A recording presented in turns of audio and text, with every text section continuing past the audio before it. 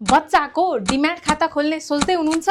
सिडिएससीले एउटा धेरै नै ठुलो अपडेट ल्याएको छ। यदि अब तपाईँ आफ्नो बच्चाको नयाँ डिम्याट खाता खोल्दै हुनुहुन्छ भने अबबाट अभिभावकको मात्र होइन, बच्चाको पनि राष्ट्रिय परिचय पत्र नम्बर अर्थात् नेसनल आइडेन्टिटी नम्बर NIN अनिवार्य गरिएको छ। बच्चाको यो राष्ट्रिय परिचय पत्र नम्बर कसरी लिने त? यो धेरै नै सजिलो छ। यसका लागि तपाईँ आफ्नो वडा कार्यालय जानुपर्ने हुन्छ। अहिले नयाँ बन्ने सबै जन्म दर्ताहरूमा माथि नेसनल आइडेन्टिटी नम्बर भनेर NIN नम्बर पहिलेदेखि नै लेखेर आएको हुन्छ।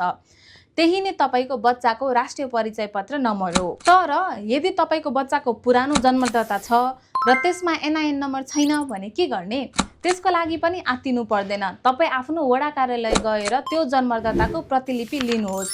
नयाँ प्रतिलिपि लिँदा त्यसमा NIN नम्बर अटोमेटिकली अपडेट भएर आउँछ। सबै अभिभावकहरूले यो कुरा ध्यानमा राख्नुहोला र बच्चाको डिम्याट खाता खोल्न जानुभन्दा अगाडि यो नम्बर पक्का पनि चेक गर्नुहोला। यो भिडियो अरू अभिभावकहरूलाई पनि सेयर गरेर अपडेट गराइदिन नबिर्सिनुहोला।